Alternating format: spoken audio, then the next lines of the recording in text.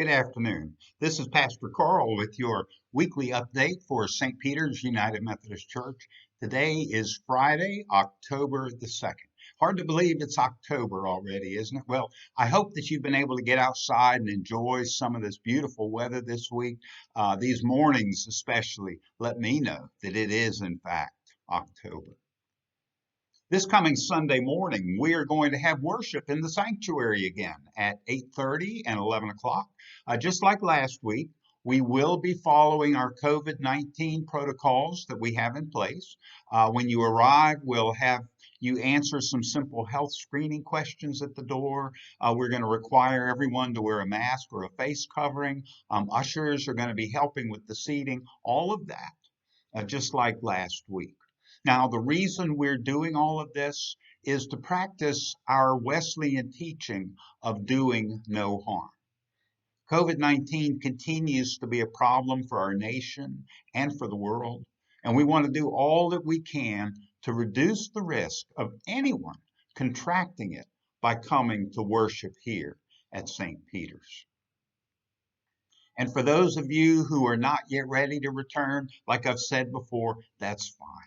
We're going to be recording our 8:30 services on Sunday mornings and posting them online later on Sunday mornings. And we hope to have this week's service online before 11 a.m. This is the first time we're doing this, so bear with us if it's a little bit late, but it will be there. Now, for those who came out last Sunday, it was wonderful to be together in God's house, wasn't it? And we thank you for working with us on making sure that all of our safety procedures were observed. I want you to know that a lot of time, effort, and prayer have gone into making it possible for us to resume worship in the sanctuary. And we thank you for your understanding and for your patience. In other news, we want to remind you to mark your calendars for Tuesday, October the 27th. The Red Cross will be holding a blood drive here at the church from noon until 6 that day. You can sign up online at redcrossblood.org, or you can call the church office next week. I had a wonderful phone conversation yesterday with someone that I went to high school with, a fellow named Kent. He and I were in classes together all those years ago, decades ago, I guess, and we knew each other back then, but we hung out with different crowds.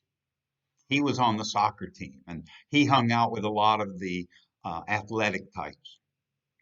I, on the other hand, was a complete nerd and completely unathletic, and I hung out with the band folks. Now notice I didn't call them band geeks because I love those people, and I tend not to think that people in the band are geeky, although I've been called a band geek, and I don't want to think of myself as a band geek, so I'm not going to call my band friends band geeks. Anyway, Kent and I ran into each other at a class reunion about 12 years ago, and we learned that night that we've got something in common, and that is that we are both Christians who came to know Christ later in life. Both of us gave our lives to Christ after living our separate lives in a manner that really was not very pleasing to God.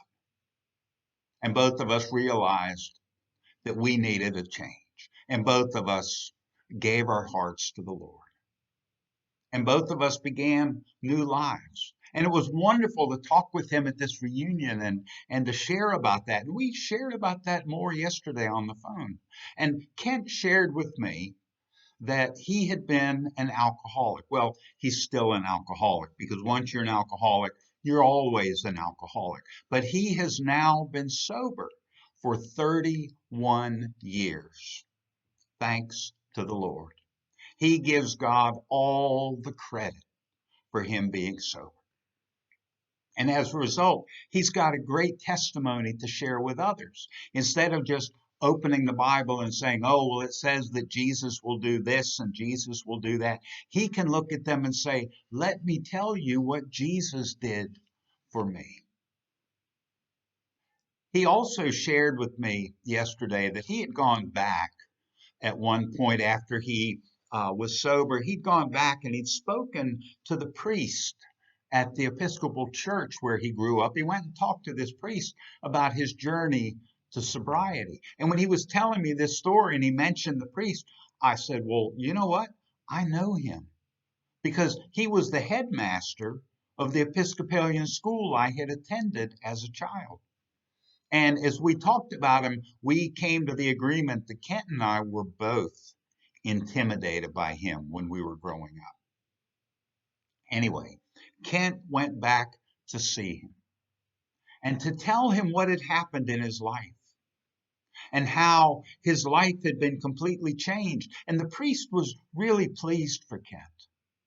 And he told him, that's wonderful news. And that's just great that you were able to do this.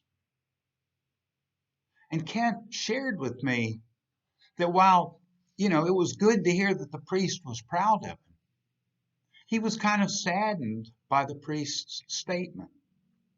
He wondered if this man of the cloth recognized what he was saying. Because it wasn't Kent who beat his addiction. It was Jesus Christ who beat Kent's addiction. Yes, Kent played a role, but his role was to lean on Jesus in the hard times, to lean on Jesus as Jesus helped him through each day to sobriety, to lean on Jesus as Jesus continues to carry him through each day of sobriety. And Jesus has done that now for 31 years. Kent's story reminds me of what the Apostle Paul says in Philippians 4:13. I can do all things through Christ who strengthens me. That's my friend Kent's witness. He can share with others. I was an alcoholic. I couldn't escape it. I couldn't do it. Yet, through Christ who strengthens me, I did it. I have been sober now for 31 years, and it has happened through Christ who strengthens me.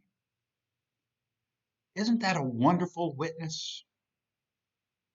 My friend Kent is a real inspiration to me. Having grown up in an alcoholic home, I'm impressed. I'm impressed with Kent's story. I'm not so impressed with what Kent did. I'm impressed with what his story shows. His story is such an inspiration. It says, look what God has done for me. And it inspires me. It inspires me to think, what are areas of my life that I feel that I can't change? You know what? God can change them. And I look back at my own life and I see all these times that God has stepped in and enabled me to do what I could not do on my own. So today, I challenge you to look at your own life. Discover what Christ has enabled you to do. Think back over your life. Find out what obstacles Christ has enabled you to overcome. Think about what dark valleys he has carried you through. And then talk about them. Tell your story. Share your story with others. There's someone somewhere who's struggling, who needs to hear your story of what Christ enabled you to do. They need to hear your witness to inspire them. I hope to see you Sunday morning. And until then, know that I am praying for you.